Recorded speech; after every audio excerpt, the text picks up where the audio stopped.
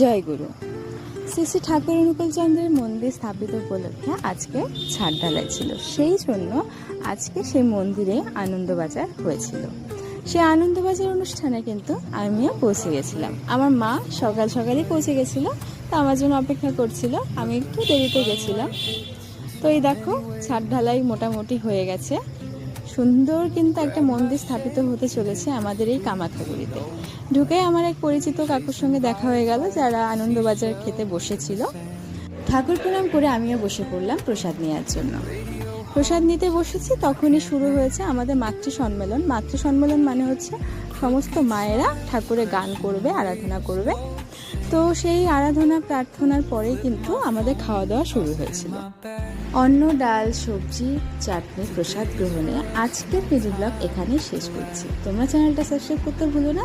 জয় গুরু।